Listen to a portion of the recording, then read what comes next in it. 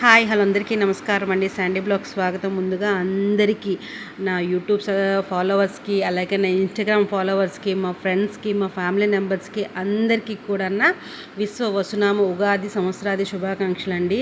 అలాగే మీ అందరి లైఫ్ ఈ ఇయర్ అంతా చాలా బాగుండాలని మనస్ఫూర్తిగా కోరుకుంటున్నాను. ఈ ఉగాది స్పెషల్లో చాలా మంచి స్వీట్ అయితే చేస్తాను. అలాగే మా ఇంటి ఉగాది పండుగ ఎలా జరిగింది ఏంటి అనేది వ్లాగ్ మొత్తం స్కిప్ చేయకుండా చూడండి. మా ఉగాది పండుగ ఎలా జరిగింది ఏంటి అనేది మీతో షేర్ చేసుకుంటాను. అలాగే చాలా మంచి స్వీట్ కూడా చేశాను. అది చాలా సింపుల్గా కూడా చేసుకోవచ్చు అనమాట. అది ఇంట్లో చుట్టాలు ఎవరైనా వచ్చారంటే సడన్గా ఎలా ప్రిపేర్ చేసుకోవాలి ఏంటి అనేది కూడా వ్లాగ్లో మీతో షేర్ చేసుకుంటాను. ఫస్ట్ అయితే నిన్నంతా అన్నీ క్లీన్ చేసుకోవడం ఏం అవ్వలేదండి, నాకు కాస్త మిషన్ పని ఉండడం వల్ల. అందుకని ఈరోజు ఉదయాన్నే కొంచెం అంతా పావు తక్కువ 4 కిలో లేచి మాపది పెట్టుకుని బయటకు అడిగి అన్నీ క్లీన్ చేసేసుకొని స్నానం చేసేసి చక్కగా అప్పుడు వెంకటేశ్వర స్వామి సుప్రభాతం ఇది కొత్తగా ఉందన్నమాట.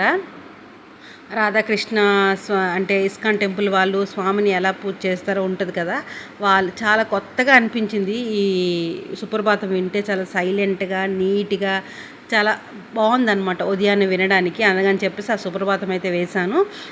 ఆ తర్వాత అన్నీ క్లీన్ చేసుకున్నాను కదా, ఇంకా యథావిధిగా అన్నీ పెట్టేసుకొని ఈరోజు స్వామికి ఏదో ఒక అంటే ఎన్ని స్వీట్లు మనం బయట కొన్నా కూడా ఇంట్లో ఏదో ఒక స్వీట్ అనేది చేసి అయితే పెట్టాలి. అందుకని చెప్పేసి నేను ఖచ్చితంగా పూజలు ఏమి చేసినా ప్రతిసారి పెట్టిందే పెట్టకూడదు, ఈసారి కొత్తగా చేద్దామని అనుకోను. ఎప్పుడు ఏ పండగ వచ్చినా ఖచ్చితంగా బియ్యం పాయసం అనేది చేస్తాను. అదే పరవన్నం అంటారు చాలామంది. అదైతే ఖచ్చితంగా నేను చేసి దేవుడికైతే పెట్టుకుంటాను. దాంతోపాటు అది ఓన్లీ బెల్లంతోనే చక్కగా చేసి స్వామికి అయితే ఏ పూజ అయినా కూడా ఆ పాయసం అనేది ఖచ్చితంగా చేస్తానన్నమాట. ఇంకా స్పెషల్గా దేవుడి కోసం ప్రసాదం ఏది చేసేటప్పుడు నేను స్టవ్ ఇలా నీట్గా క్లీన్ చేసుకొని, ఎప్పుడు క్లీన్ చేసినా కూడా మామూలు చాక్ పీస్తో ముగ్గు పెట్టేస్తాను. కానీ దేవుడికి ఏదైనా ప్రసాదంగా ప్రిపేర్ చేస్తే మాత్రం స్టవ్కి పసుపు రాసి కుంకుమ పెట్టి బొట్లు పెడతాను.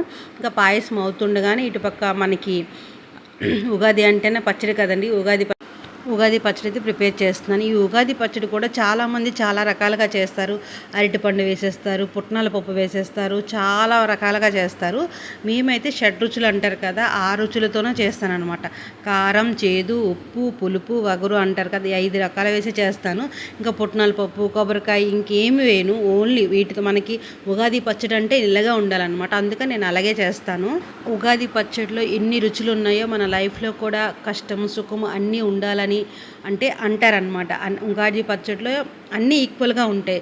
కష్టమైన తీపైన ఏదైనా అలాగే ఉండాలని అనుకొని ఉగాది పచ్చడి అనేది అందరూ తింటారు. అలాగే ఎక్కువగా చాలామంది ఏమనుకుంటారంటే తీపి వస్తే ఇరంతా తీపిగా ఉంటుంది, చేదు వస్తే ఇరంతా చేదుగా ఉంటుంది అనుకుంటారు. అదేమి లేదండి, అంత మనకి ఎలా రాసి పెట్టుంటే అలా అవుతుంది అనమాట. కానీ ఎంతవరకు మనం చేసుకోవాలో అంతవరకు అయితే మనం అన్నీ పాటిస్తూనే ఉండాలి. ఇంకా స్వామివారికి అయితే ఇంట్లో పూజ అది ఇలా రెడీ చేసుకున్నానండి. చక్కగా మందార పూలు ఎక్కువగా దొరికే మందార పూలు మాకు తెలిసిన వాళ్ళు ఒకరైతే తీసుకొచ్చి ఇచ్చారు. అలాగే కనకాంబరాల దండ కూడా ఆమె ఇచ్చిందనమాట. ఎందుకు ఇంత రెడ్డిష్గా కనిపిస్తుందండి, ఎక్కువగా మందార పూలే ఉన్నాయండి. అంటే చామంతి పూలు ఉన్నాయి, కాకపోతే మందార పూలు అయితే ఒకరు ఇచ్చారు. మందార పూలు, కనకాంబరాలు, బంతి పూలు అన్నీ ఇచ్చారనమాట.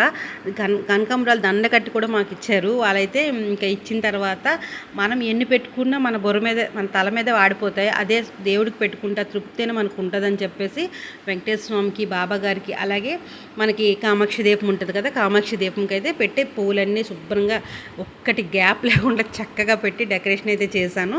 ఇంకా మామిడికాయలు గుత్తి ఇలా దొరికితే ఆ గుత్తలా పెట్టాను అనమాట దేవుడి గుడికి.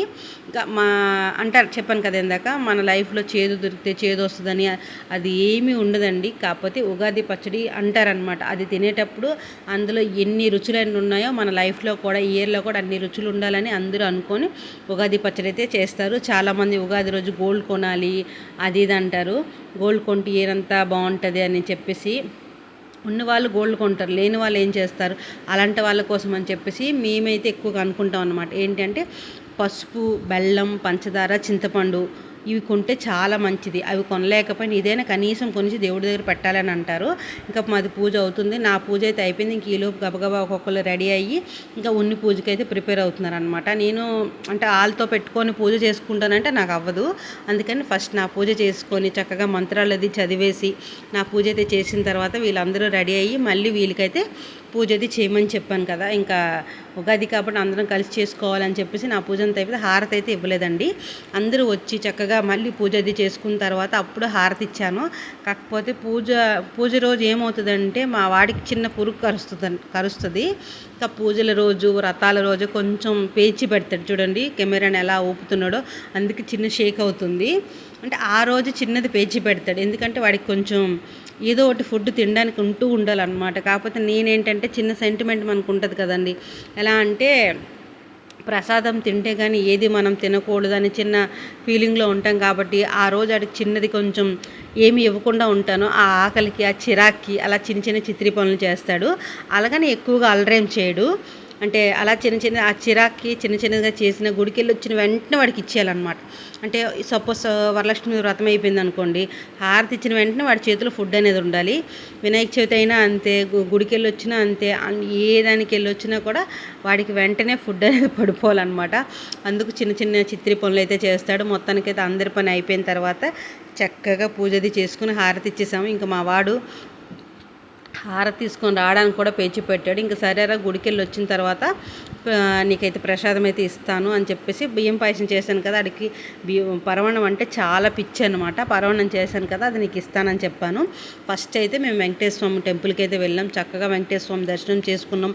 అక్కడ కాస్త ఉగాది పచ్చడి అనేది, అంటే మేము గుడికి వెళ్ళి వచ్చిన తర్వాత ఉగాది పచ్చడి తిందాం అనుకున్నాం, కానీ అక్కడే ఉగాది పచ్చడి అయితే ఇచ్చేసారనమాట. అది అయిపోయిన తర్వాత ఇంకా సీతమ్మ దారిలో ఇంకొక టెంపుల్ అయితే ఉంది, బాబా టెంపుల్కి వెళ్దామని చెప్పేసి అయితే వెళ్తే అక్కడ అంటే ఎప్పుడు కూడా మేము బాబాని దర్శనం చేసుకుని వచ్చేసేవాళ్ళం తప్ప ఇన్ని టెంపుల్ ఇక్కడ ఉన్నాయి, ఏదో శివాలయం అనుకున్నాను కానీ ఇన్ని టెంపుల్ ఉన్నాయని మాకు తెలియలేదు. చాలా ఈ టెంపుల్ ఆ టెంపుల్ అని లేదు, అన్ని దేవుళ్ళు ఇక్కడ ఉన్నారండి. ఈ ఒక్క గుడికి వస్తే చాలు, కాలభైరవ స్వామి కూడా ఈ టెంపుల్లో ఉన్నారనమాట. అంటే మేము ఎప్పుడు బాబాని ఈశ్వరుని దర్శించుకొని అలా వెళ్ళిపోయేవాళ్ళం. వెంకటేశ్వర స్వామి, సత్యనారాయణ స్వామి, వెంకటేశ్వర స్వామి, కాలభైరవ స్వామి, సరస్వతీదేవి, అలాగే ఆంజనేయ స్వామి, ఇంకా కుమారస్వామి, అది సుబ్రహ్మణ్య స్వామి, అన్ని దేవుళ్ళు ఉన్నారనమాట. చక్కగా ఇక్కడ మా పూజ అది చక్కగా అయిపోయి స్వామిని దర్శించుకొని ఇంటికైతే బయలుదేరిపోయామన్నమాట. ఈ టెంపుల్ చూడడానికి కూడా చాలా బాగుంటుంది. మొత్తానికి దర్శనం అయిపోయిన తర్వాత ఇంటికి వచ్చేసి ఇంకా అందరం మా ఇంట్లో చేసి ఉగాది పచ్చడి అయితే తిన్నామన్నమాట. ఇంకా మా పాపకి ఒకటి చెప్పింది, స్టాండ్ చూడండి ఎంత అడ్డుగా పెట్టిందో. సరే ఇంకా ఏదో వాళ్ళ సరదాకి ఇంకా ఉగాది రోజు కాబట్టి పిల్లలకి ఏం అనకూడదు చేయకూడదు కాబట్టి ఏ డిస్కషన్ ఏ గొల్లు గొడవ పెట్టుకోలేదు. అంటే మా ఇంట్లో పెద్దగా పిల్లలు అల్లరి చేసే టైప్ అయితే ఏం కాదండి, అనకూడదు కానీ చెప్పిన మాట పర్ఫెక్ట్గా వింటారు. కాస్త పిల్లలు అన్నాక అటు ఇటు ఉంటారు, మొండిగా ఉంటారు, కానీ మా పిల్లలైతే అస్సలు అలా కాదనమాట. ఇంక ఈరోజు మార్నింగ్ టిఫిన్కి ఏమో వడలు అయితే వేశాను. మధ్యాహ్నం లంచ్లోకి ఏంటి అంటే మా ఇంట్లో మా అత్తగారి ఇంట్లో ఎప్పటి నుంచో ఉగాది రోజు కుదిరితే కనుక నాన్ వెజ్ తింటారంట. కాకపోతే మా అమ్మ వాళ్ళ ఇంట్లో మాకు అలా అలవాటు లేదని మేమైతే తినము, కానీ అతను తింటారు, పిల్లలు తింటారు కాబట్టి వాళ్ళకైతే పెట్టేశాను. కాకపోతే పూజ రోజు నాన్ వెజ్ చూపించడం ఇష్టం లేక వీడియో అనేది తీయలేదు. మధ్యాహ్నం వడలు వేసి చట్నీ అయితే ప్రిపేర్ చేశాను. మీకు చెప్పాను కదా, చాలా మంచి స్వీట్, సింపుల్గా ఈజీగా ఎవరైనా చేసుకోవచ్చు. ఉగాది స్పెషల్ ఈ స్వీట్ రెసిపీ మీకు చెప్తున్నానని చెప్పేసి గోధుమ రవ్వ అందరి ఇంట్లో ఉంటుందండి. గోధుమ రవ్వ అప్పాలన్నమాట. ఎంత సింపుల్గా చేసుకోవచ్చు అంటే వంట రాని వాళ్ళు కూడా చేసుకోవచ్చు అనమాట. అంత ఈజీ ప్రాసెస్ అయితే ఉంటుంది. ఫస్ట్ అయితే నూకని బాగా ఫ్రై చేసుకోండి. మీకు కావాలంటే నెయ్యి వేసుకోవచ్చు, లేకపోతే లేదు. నూక అనేది బాగా ఫ్రై చేసుకొని మరి ఎక్కువ కలర్ అయితే రావనవసరం లేదు, జస్ట్ ఫ్రై అయితే చాలు అనమాట. చూసారు కదా, ఇలా ఫ్రై అయిపోతే చాలు.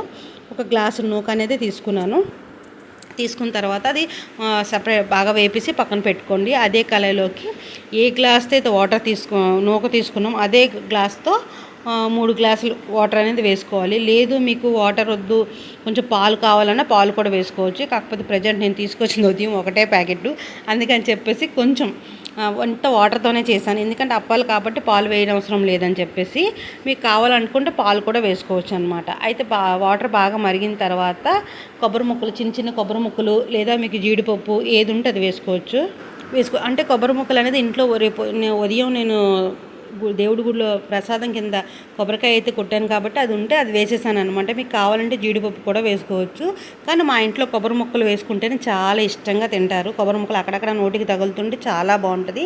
ఆ కొబ్బరి ముక్కలు పరిగిన తర్వాత నేను గ్లాసున్నర పంచదార అయితే వేసాను. గ్లాసున్నర కాకపోయినా గ్లాసుడు వేసేసి కొంచెం ఒక పావు వరకు వేసాను అనమాట.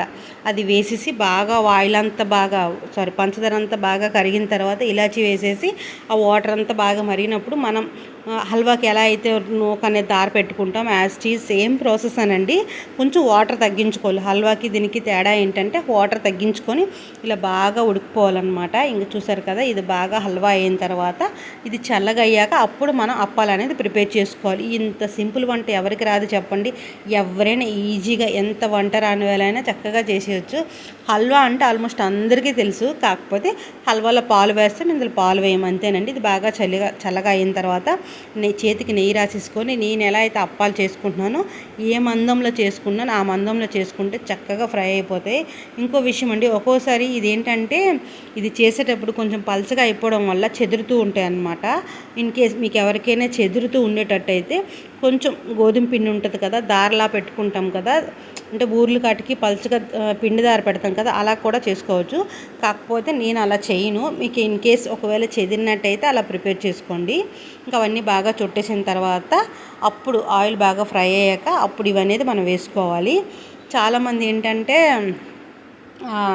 దీన్ని అలా చెదిరినప్పుడు నేనైతే ఎక్కువగా ఏమీ చేయనండి, ఏ స్వీట్ కూడా. ఎందుకంటే ఎక్కువ రోజులు ఉండేటట్టయితే కాదు, మహా అయితే 10-20కి మించి మా ఇంట్లో ఐటమ్స్ ఏవి తయారవ్వనమాట. జస్ట్ ఆ రోజు ఏదైతే ఉందో అంతవరకు. ఎందుకంటే తర్వాత రోజు ఏ ఐటమ్ అంతగా తినడానికి నచ్చరు. ఎవరి పనులు వాళ్ళు బిజీ ఉంటారు కాబట్టి అప్పుడు వేడివేడిగా అయితే తింటారు. చూసారు కదా, ఇలాగ ఆయిల్లో బాగా ఫ్రై చేసుకోవాలి. 2 వైపులు బాగా ఫ్రై అయిన తర్వాత తీసి పక్కన పెట్టుకోండి. లేదు మీకు ఇంత క్రిస్పీగా అవసరం లేదు, మాడిపోయినట్టు కనిపిస్తున్నానంటే మీరు కొంచెం వేగిన తీసుకోవచ్చు. కాకపోతే మాకు ఇలా క్రిస్పీగా ఉండాలి కాబట్టి నేను ఇలాగ క్రిస్పీగా తీసాను. లేదు మీకు ఇంత క్రిస్పీగా అవసరం లేదంటే కొంచెం వేగినట్టు కూడా తీసుకోవచ్చు అనమాట. ఎందుకంటే ఆల్రెడీ ముద్ద మనం ఉడికించిందే కాబట్టి మీకు అలా కూడా చూపిస్తాను, అంటే కలర్ వేరియన్స్ కూడా చూపిస్తాను. అలా కూడా మా ఇంట్లో కొంచెం ఇలా ఫ్రై అయితే కొబ్బరికాయ ముక్క అది నీట్గా కొంచెం బాగుంటుంది కదా అని చెప్పేసి నేను అలా చూసారా ఇలాగనమాట. ఇలా కూడా మీరు ఫ్రై చేసుకోవచ్చు. చాలా బాగుంటుంది రెసిపీ. ఎంత ఈజీగా చేసుకోవచ్చు అంటే అంత ఈజీగా చేసుకోవచ్చు. ఇదండి మా ఉగాది పండుగ స్వీట్స్ రెసిపీస్. ఇలా అయితే చేశాను. మా ఉగాది పండుగ సింపుల్గా ఇలా అయితే మేము చేసుకున్నాం అనమాట. మీ ఉగాది పండుగ ఎలా చేశారు ఏంటి అనేది కూడా నాకు కామెంట్ చేయండి. అయితే ఉగాది మరుసటి రోజు వీడియో పోస్ట్ చేయాలి కదా సంధ్య అంటే నా మొబైల్లో కొన్ని పిక్స్ ఉండిపోయి అతని మొబైల్లో కొన్ని పిక్స్ ఉండిపోయి నాకు అనేది వీడియో ఎడిట్ చేయడానికి నాకు కుదరలేదనమాట. అతను వెంటనే షాప్కి అయితే వెళ్ళిపోయారు. మనకి అవసరం అది కదా అని చెప్పేసి వాళ్ళు ఉద్యోగాలు డ్యూటీలు మానుకొని ఉండడం కరెక్ట్ కాదు. అతను వెళ్ళిపోయిన తర్వాత నైట్ వచ్చాక ఈ వీడియోస్ అన్నీ నేను నా దాంట్లో పంపించుకొని ఎడిట్ చేశాను. సరే ఉదయాన్నే పోస్ట్ చేద్దాం అనేటప్పటికి నాకు బయటికి వెళ్ళే పని అయితే ఉందన్నమాట. మా చెల్లి అంటే మా పిన్ని కూతురు హాస్పిటల్లో ఉంటే తనకు చూడడానికి అని చెప్పేసి ఇంక ఉదయాన్నే వంటది గబగబా చేసేసి నేను పిల్లలు కూడా హాలిడే తను చూస్తాను అన్నదాన్ని పిల్లలు తీసుకొని అక్కడికైతే వెళ్ళాను. ఇంకా వెళ్ళి వచ్చిన తర్వాత వేసవికాలం ప్రయాణం ఎలా ఉంటుందో మీకు చెప్పనవసరం లేదు. ఎండ ఎంతగా ఉందంటే అంతగా ఉండదు. ఇంటికి వచ్చిన తర్వాత బుర్రంతా బాగా హీట్ ఇదిలా అయిపోయి తలనొప్పి విపరీతంగా వచ్చి నేను ఇంకా మధ్యాహ్నం మేమైతే పడుకుని పోయాము. ఇంకా నిన్న ఈవినింగ్ కూడా నాకు అవ్వలేదు. అనమాట. వేరే దగ్గరికి వెళ్ళేది వచ్చాను. ఇంకా ఈ రెండు జరిగేటప్పటికి నాకు నైట్ అయిపోయింది. నైట్ 8:30 ఇలా అయిపోయింది. ఇంక వీడియో అప్లోడ్ చేయడం అవ్వక ఉగాది మా వ్లాగ్ అనేది ఎడిట్ చేసి చేయడానికి కూడా నాకు టైం పట్టిందనమాట.